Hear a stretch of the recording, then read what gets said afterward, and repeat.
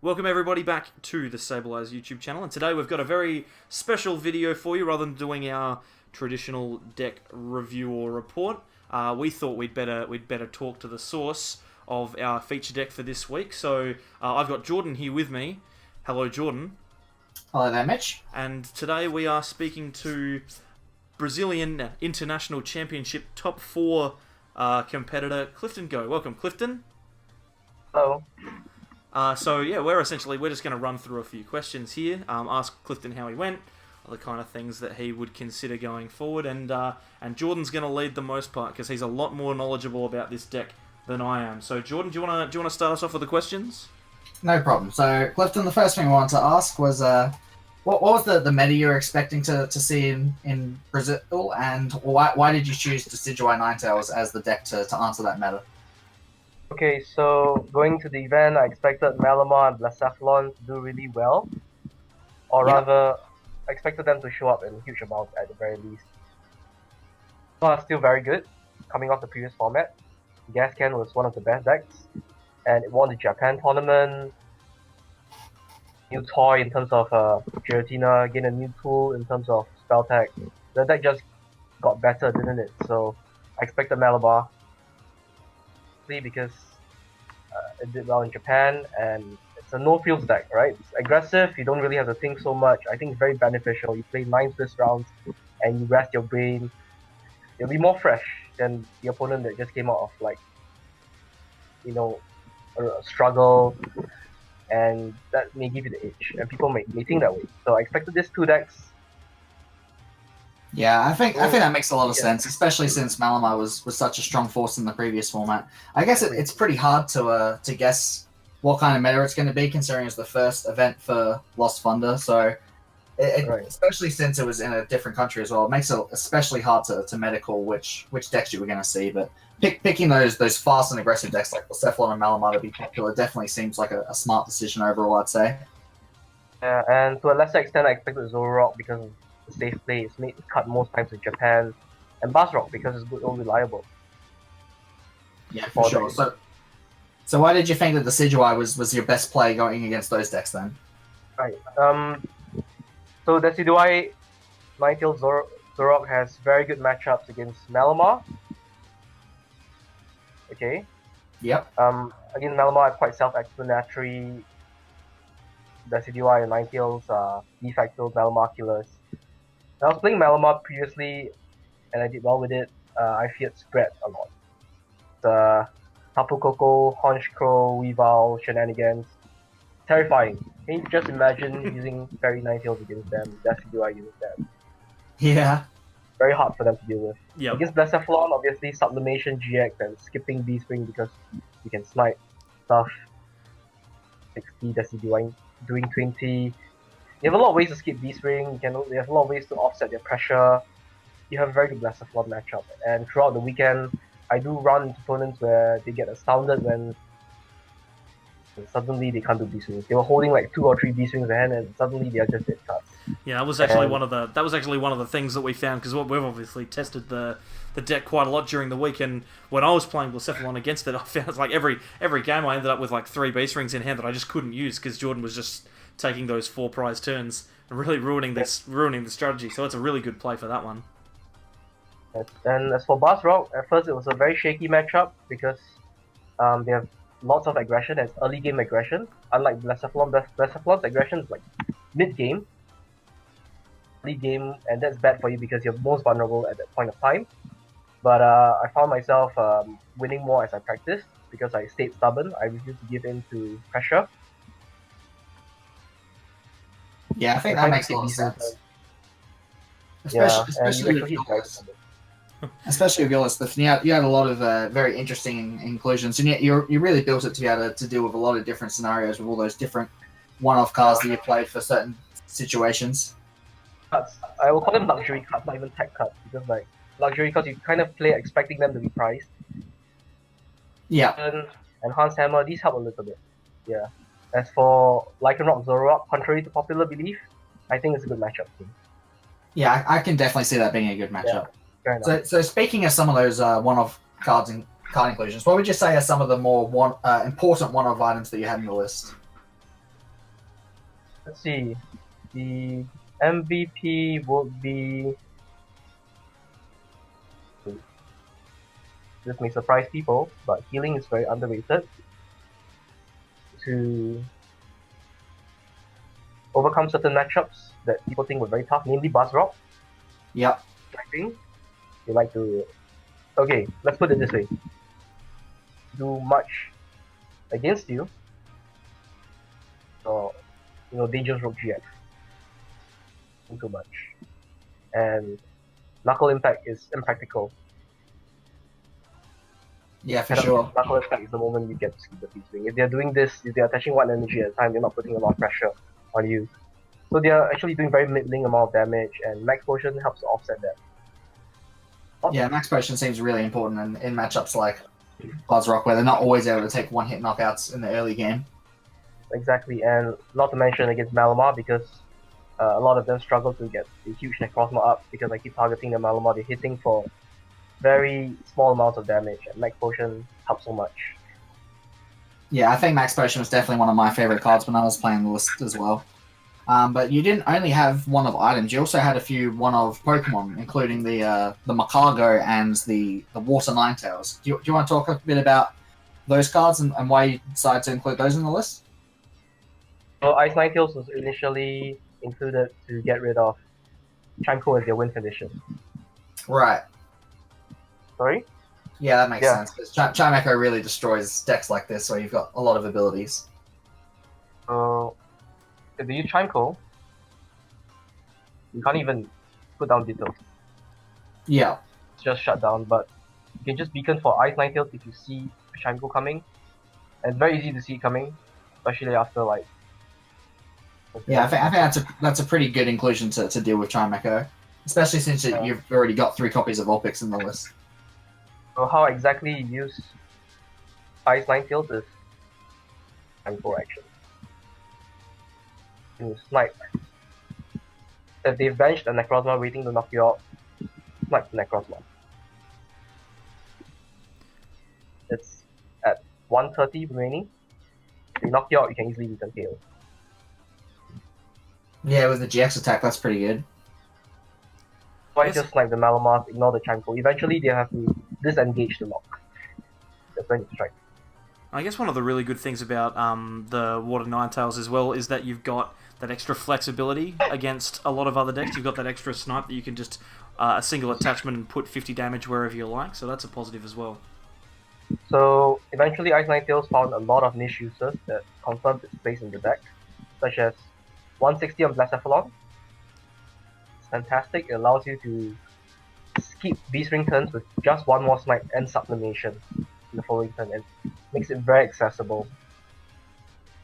So there are turns where you can pull Macago at once. If my play is just to hold Macago hostage until I knock out both Macagos at once. They'll start recovering, they'll start benching their Slugma. Now with Ice Ninetales, 210 HP, which is above their KO range, you check them, you check their Slugmas, make it very hard for them to recur the Slugmas. Against Zoroark, if they're very slow on the uptake and very slow on benching Rockruff, you know exactly what to do. Snipe the Rockruff. Rock, same. Do the same to Rockruff and check them. It's a very slushable card. Wide range of applications, easily searchable with beacons. Right. So because previously the only one energy attacker was Zoroark, and now you have another one, and this increases your aggression indirectly. So that card is really good. Yeah, I think the Ninetales, just for that one inclusion, it allows you to make so many high-level plays, as you were saying, against decks like Gramble. It can really shut down a lot of different strategies, just being able to take out 70 HP Pokemon off the bench really easily. Exactly. As for Macago, it's a really thin line, and people often ask why. I'll tell them it's a luxury. If your Ditto ends up being a Ninetales or Zoroark out of necessity, so be it. Don't try to look for Macago in Zoro Control, which is a different story altogether. Macago is a luxury. Macago is a card that if you happen to have the facility for it, use it. Because one thing about Zoro Decitales is that the deck suddenly sets up. Nothing. So Mekago helps you further that goal of setting up, and will allow you to basically win games that you have no right winning. Move over to get any card is fantastic. Yeah. It actually demands a lot of consistency. This is consistency. I definitely found that when I was playing the deck throughout the week, I was definitely not using Makago very much. I was usually prioritizing an extra Zoroark or Ninetales. Yeah, that But should in be the the way games we did get Makago out, it was just such a big deal to be able to search what you needed every single turn. Exactly, treat it like luxury. It's just like, so that slot was originally a third Zoroark. Yeah. Found myself trading away the third Zoroark every so often. Actually, just about every game. So I decided that, sometimes from trade may not amount to much, but a sure cut from Smooth Over will change the game. So I'm like, called the third Zoroark. Let's take it away. Let's put in Mekago instead. It's a good card, and that's the I rationale. think that makes sense as a additional inclusion to make Makago instead of the third Zoroark. Definitely increases your options quite a lot. So besides that, were there any other last minute decisions or inclusions that you made to the list, or was it pretty much finalized well before the tournament? Before I landed in Sao Paulo, 59 of the cards were decided upon already. So Yeah. the last card was either between Machoke or Enhanced Hammer. Oh, Machoke. Do you want to explain why you were considering Machoke? So I believe that our spread matchup is not desirable. At the same time, I was expecting a lot of spread build Malamar, and they can easily take the game from you unexpectedly by spreading for 5 turns and then using Black Ray GX. Yes. And it's possible, and I want to solidify, and Machoke just ruins that strategy against spread decks. It's needless to say, you win. I believe it has an edge against mirror matchups. Turns out that perhaps maybe that's not the case. Yeah, Hey, that when I makes sense landed- as well. Yeah, when I landed in Sao Paulo, I was debating, do I really need such a good matchup against Malamar, or do we just take a slightly favorable matchup against it? And I found that, okay, you can't play against a lot of things. Also, I didn't expect a lot of spread or mirror. At the same time, against mirror, Machoke may not be the best, because you have to devote Ditto start. The thing about Ditto is that it's a liability after turn 2. If you find yourself benching a Ditto very much later, it's going to be taken out very quickly. You may not have a chance to even Machoke. Yeah, that makes sense, especially since that there are other cards that you might want to have in the mirror match instead, such as the Makago. I imagine could be pretty clutch in that matchup. Yeah, and it seems good as well to have the Ditto as just that extra basic, just in case you needed that extra Ninetales or the extra Zoroark to get you going. So having to focus that to be a Machoke would have ultimately been a bit of a hindrance, I think. Exactly. When I run a 0-1 line, it's a luxury. It cannot be a must. It cannot be a necessity. Machoke implies that it's a necessity because it's attack in certain matchups. But you're not going to get it out reliably every time. It's going to be a waste of deck space most of the time. Even in matchups that it may be useful for. So Enhanced Hammer is the 60th card. It's good against Blacephalon because they like to use Beast Energy, give themselves a discount when using Mind Blown. Discard 1 energy, take out your basic. Discard 1 less energy, take down 210 Pokemon, 210 HP Pokemon. Rock, because a lot of them are playing unit energy and Beast Energy. And I find that these matchups were more prevalent than Spread or Mirror. So I decided, okay, Enhanced Hammer has greater relevance. And I guess it paid off because that was actually true.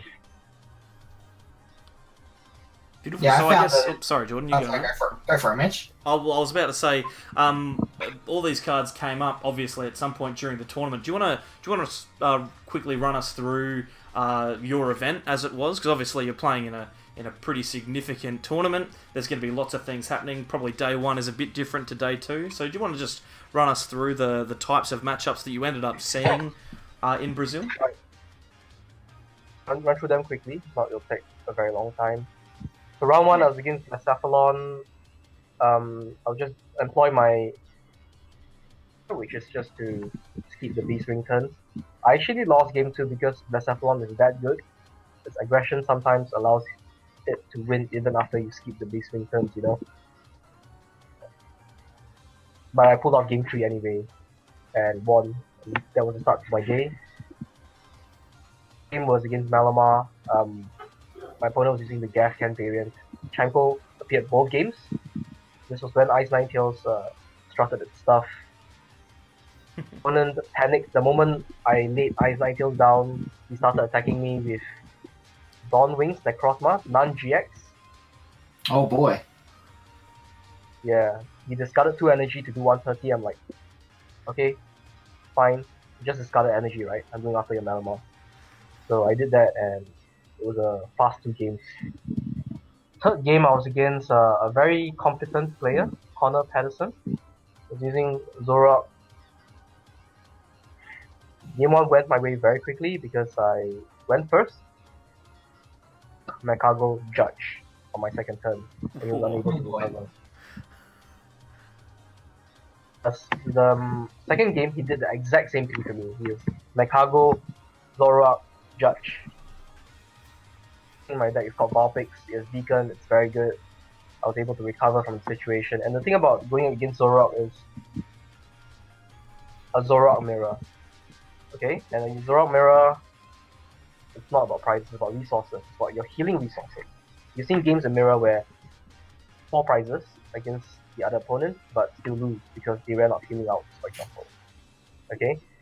And of this matchup, snipe something to the back with feather arrows, and you attack the one in front, negating any ace roller plays. And my target of choice is obviously a Lycanroc at the bench. I'll snipe the Lycanroc to the bench, he heals his Zoroark, I knock out his Lycanroc, he just wasted 2 turns to attach 2 energy to Lycanroc, for example. In a war of attrition, this deck wins. The Polo Hunt, you get more healing outs. So I was able to grind out game 2 and win, despite a bad start. 4th round, I was fighting Mirror Match, and our setup was quite identical, only that he was playing a more board. I was playing a more Zoroark, Decidueye oriented board. Superior because taking down their Zoroark line and forcing them to play pure Decitails means that they lose their internal draw power. They're going to be a lot less consistent, they might whiff, and they did. And for me, Decidueye Zoroark allows me to be very aggressive, allows me to hit very nice numbers.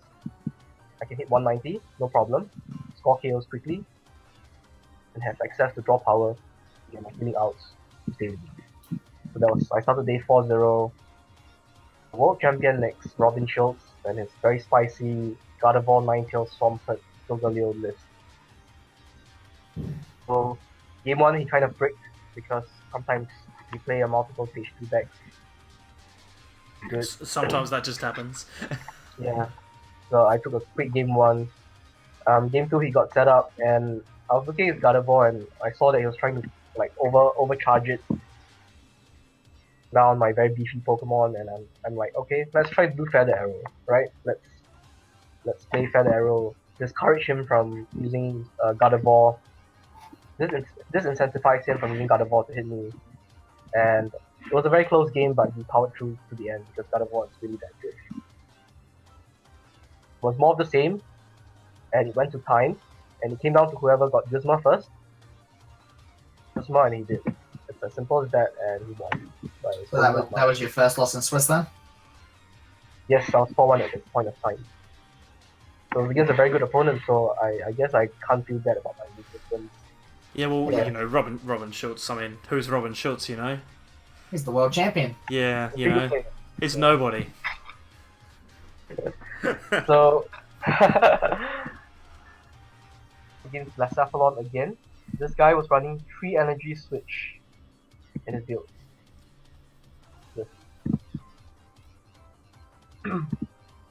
Other than the fact that he doesn't lose momentum, sometimes they just burn off all the energy and then they have to waste a turn. Skipping a turn, burn and confuse you. Now they can actually get loaded again and knock you out. I think the net effect is the same because energy has come from somewhere, right? So if you send all the energy available to the Lost Zone, you'll still drop. skipping these swing turns and just doing your thing with the Saffron. This switch made a huge difference in the matchup. Into the pressure they put forward towards you, and you should be fine. So I won 5-1, and I'm on to my win at in, which was against Grand Bull. A lot back in Singapore, there's a very competent Grand Bull player. Singapore makes ideal. He grinded the matchups and he drilled the matchups. And against Grand Bull, it's not very difficult, it's not a mystery, to be honest. You want to not only take out the snails, which is the Macago, which is the reason why they can keep doing 160. You want to them in a hostage situation. You want to put them to the active position so that not only do they have to empty their hands and hit you, they also have to get out of the active position to do so. I guess that's one of the problems, Jordan, that we had when we were testing that particular matchup as well. Right. So, tell you what, it's one of those things where if you're stuck with that Mad Cargo in the active, there's not a lot you can really do if you're desperate to empty your hand and still do 160, 190 damage.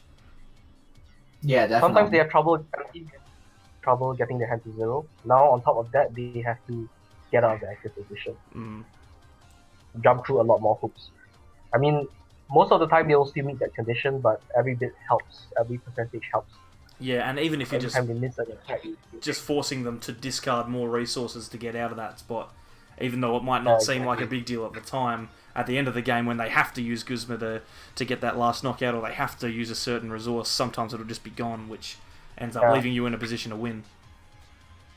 I pay off in the future, but you don't see. But you still have to do it. You still have to have faith in your methods, have faith that, this will pay off in the long run, and just execute accordingly. Another important thing I would say is that don't take down the Macago immediately. You want to take down 2 Macagos at once. This is something important that I realized because goes one by one, they can incrementally set up. Let's say you take down a Macago and they have a Slugma on the bench. That can turn to a Macago the very next turn, and they can still launch an hex against you. 1 Macago, 2 Macago, there's almost no difference. Both are almost as consistent as each other. So Macago at time will not change things because they will always have another Macago going. You let them have the outs of, then knock out both at the same time, which you're obviously well equipped to do. Once you do that, almost certainly they'll miss. Okay? And even if they don't, they still have to recover their Slugma. Sure, they'll continue to miss. And the side effect of is that it's very easy to pick them off afterwards. Your deck has the uncanny ability to take down 2 Slugmas at once. Okay? Which is using Fairy Ninetales and 2 Decidueye. Taking down 2 Macago at once, which is in effect no net difference from having 1 Macago in play, in the near future, will allow their board to be more vulnerable, will allow you to take down Macago in the near future, allows you to take 2 KOs in 1 turn, which is something that you as an advantage, but now you have as well, because they are able to take down GX, right? Take 2 KOs, take 2 prizes in 1 turn, but now you can do the same to them and cause them to whiff simultaneously. Against Macago. Hold it hostage, kill 2 at once, cause them to whiff. Avoid knocking out Granbull, you don't trigger Diantha and Diantha becomes a dead card.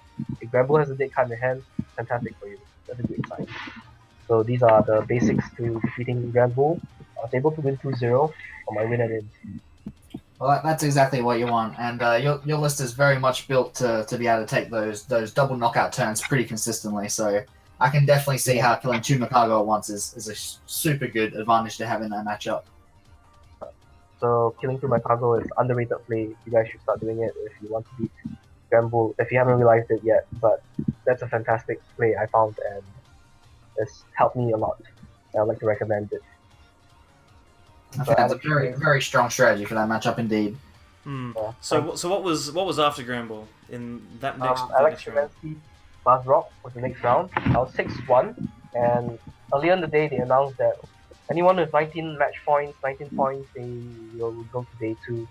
So I wanted to just ID.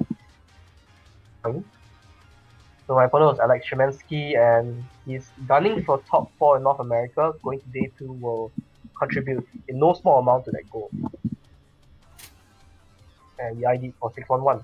I'm into day 2, and I'm on to my last round of Swiss, which is Buzz Rock, which was heavily tagged against Malamar. It ran Pseudo Wudo and Tapu Koko, as well as some DC to kind of offset the Malamar matchup. Because both of us were already in day 2, this is an extension of day 2. Lost Swiss rounds to get where we want to go, get the points required for the top 8. So we played it out. And right off the bat, I found Pseudo Wudo extremely annoying. So I hand Disruption my Shadow and started Tapu Koko. Despite the fact that my bench was limited and the fact that just used my Shadow on me, I'm weakness on his board. With Koko, my Shadow, Pseudo Wudo, as well as the mandatory Diancie, he only has 2 spots left for attackers in his deck. He can only put 2 attackers left on the board. One went to Baby Buzzwolf and the other went to Lycanroc. So as I mentioned before, after Lycanroc has exhausted Dangerous Rope, okay, it becomes quite useless. It hits for middling damage. My time to skip your B-Swing turn, which I precisely did. And to add on to that, he was using DC to power up Dangerous Rope. I immediately went for Enhanced Hammer, evolved to Ninetales, get Enhanced Hammer, and now, because he runs such a low count of BCE, it was very hard for me to get Claw Slash going. He was stuck for a very long time. I took my time to get past B-Swing turn. My Shadow was fantastic. 30 HP is easy to take the prize from.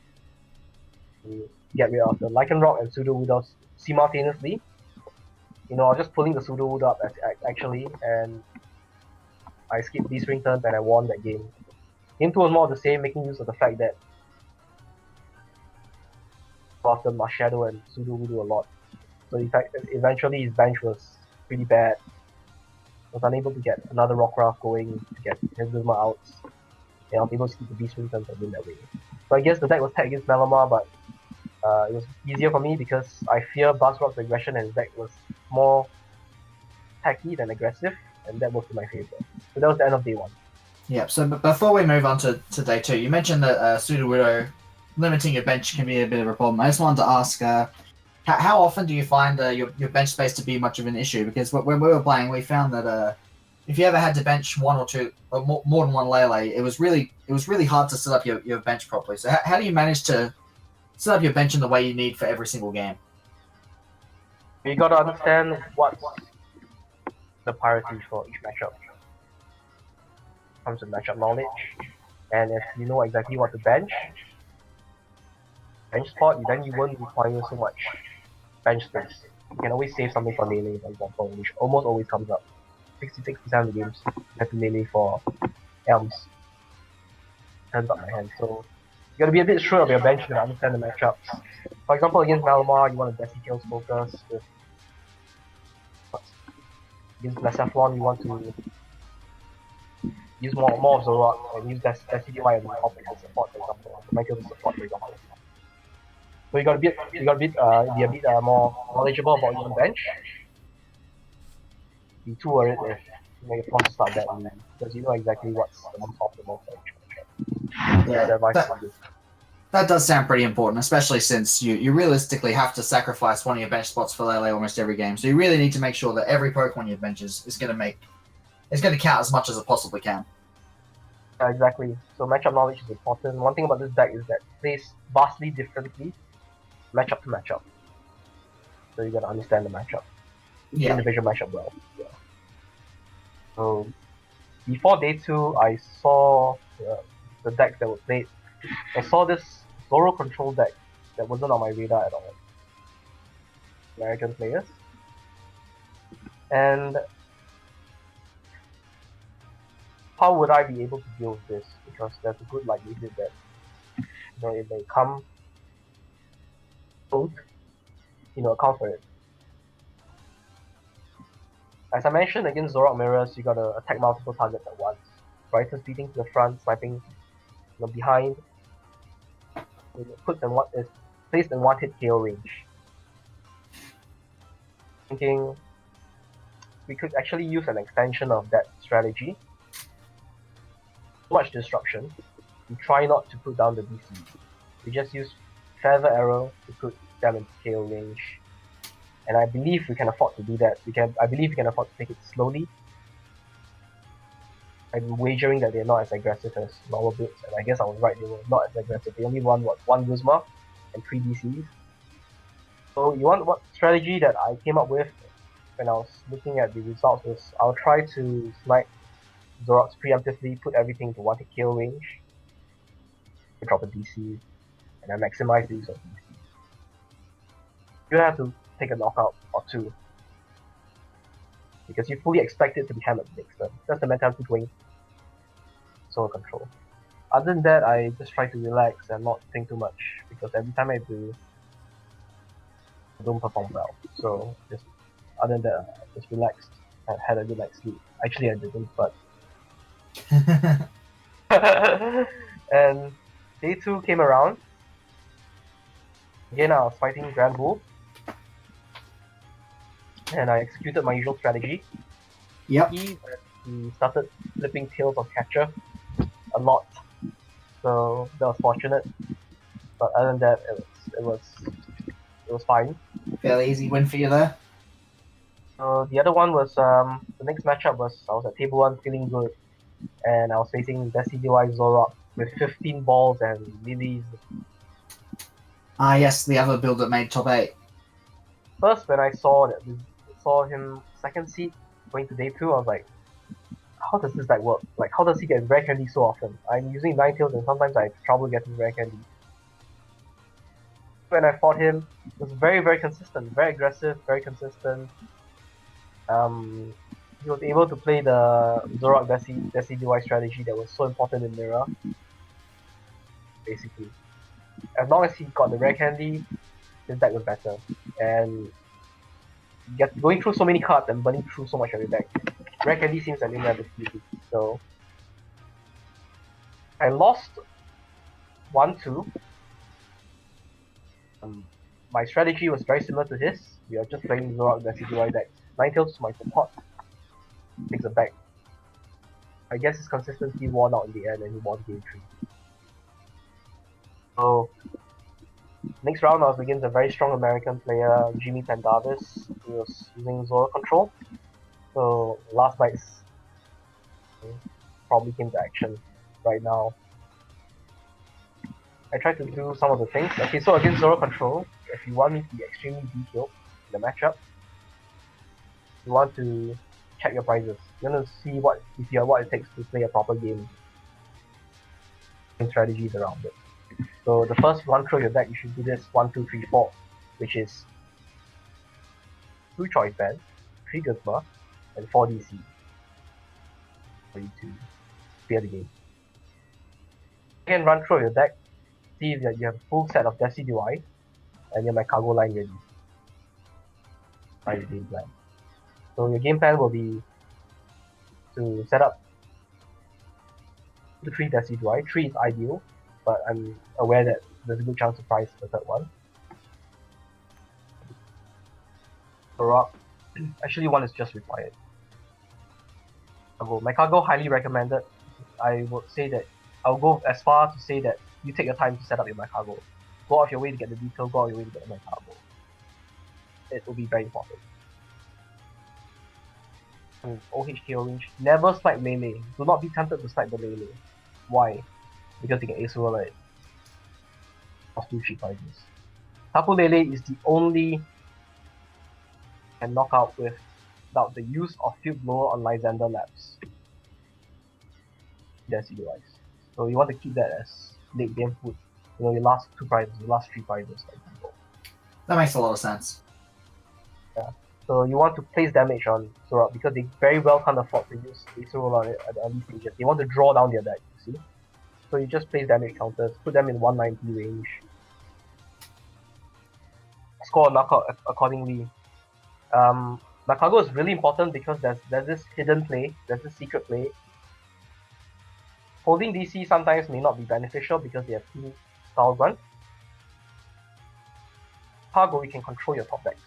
You can ensure that you do not draw. So what you do is you put cards that will facilitate the knockout. Starting with the Hand Refresher. Why Hand Refresher? Because in the event that they knock out your Macago, pressure so that if you accidentally draw into DC with bad timing, you can refresh your hand immediately after they take out your Macago.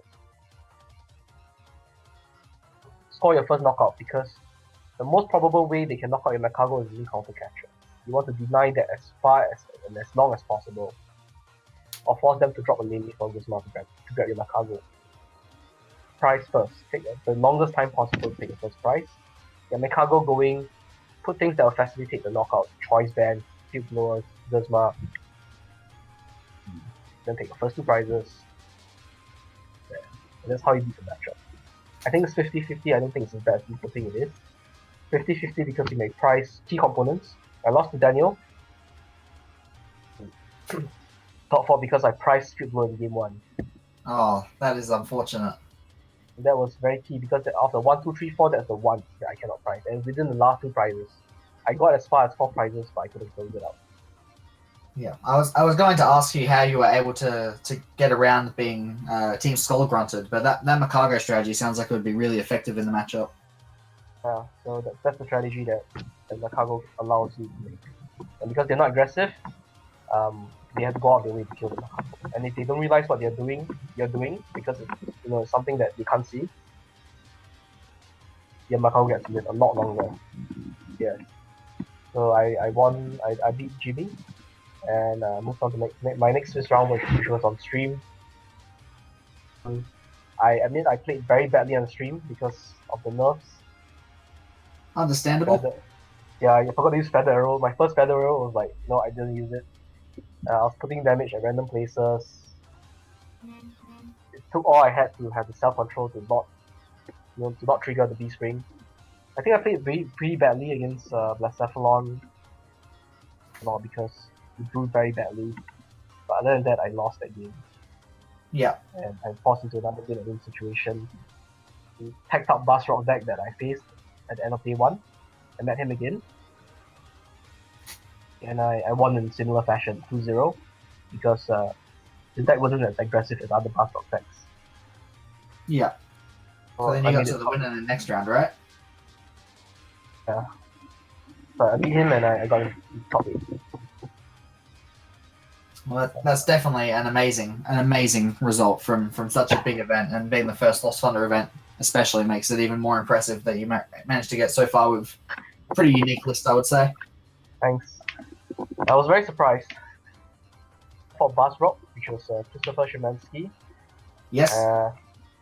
He played a very heavy counter unit energy, which is 4, and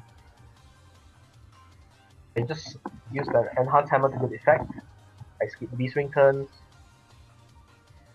He was forced into a situation where he had to use a Ninetales to attack, which wasn't the most effective attacker, and blunted his aggression a lot. He comfortably skipped Beast Ring turns and closed out the game. This happened twice in a row, and I won 2-0. Finally, against Daniel Altavia, I mentioned that Game 1 it was crucial. Game 2, I pinned him down very well. I was able to take 5 prizes and he's roll on every single part of his bench, meaning that he was just lone Oranguru and no draw power. Draw power means that healing is going to be a problem, and I have 3 Decidueyes up, so you only have 2 turns. You only have 1 turn to heal actually, and if you beat Zoro Control even 1 game, for example, if I won game 2, you probably win the entire series because it goes to sudden death and they have very low odds of beating you in sudden death. Yeah. So I thought I got him, but he was a very good player. Very genius thing is that he used Lele to find Acerola to get the heals out, and used Lele to buy himself even more time, and while burning through his entire deck. And once his deck was sufficiently thin, he disengaged. Right? Use Max Potion. Got Oranguru to active position. Got Acerola. Next turn, brought up the Lele. So thin, it was basically a deck size of 0 and hand size of 4, and he recycled Cynthia on top of all the healing stuff he needed to continue the game back into the deck. So the net effect will be, the top part of his deck will be Cynthia. It will be a 3-card size of a deck of hand size of 4. So whatever happens is he'll top deck the Cynthia, obviously. Draw his entire deck of 6 and use whatever resources needed to block off my attacks, and then do the same thing over and over. So I guess when he eventually gets down to that situation, there's nothing you can really do except for eventually deck out, right? The game in theory would never end until you deck out. Exactly. So I was like, what's your hand size? 4. What's your deck size? 3. Okay, fine, you got me. So handshake, I guess, because I gotta give it to him. For him to come out of this situation, to thin his deck down, to use Nene as like, temporary shield. I think that's a very advanced strategy, and to think of that on the fly in a pressure situation when you're on the ropes, I got to give full credit to him to fight all the way to the end and prevail in that way. That's how my run ended. Sounds like it was a well-deserved win for Daniel at this event. It sounds like he was very confident with his deck and the sorts of plays he could make with it. That he definitely deserved the victory at the International Championship, I would say. Very, very well deserved. Yeah, but still, that's not taking anything away from you either, Clifton. You've done a pretty good job there of making it all the way to top 4. So that was my tournament run. I tried to keep it as short as possible, but I decided to take this chance to explain certain matchups, I guess. And that definitely told us a lot about the deck and the sorts of advanced plays you were able to make. So thank you very much for going through that. A couple last questions for you. Firstly, in hindsight, would you have made any changes to the list, or do you think that you chose the perfect 60 cards? It was the best 60 for that event, I guess. I mean, the meta would change. And, picking out Machoke was a meta call. Putting in Enhanced Hammer was a meta call. One thing I find about this deck is that while it can be the best 60 for me in that tournament, it will not be the best 60 next weekend. This deck works like a toolbox, according to the meta. So it's probably the best 60, but moving forward, I think there'll be possible changes, right?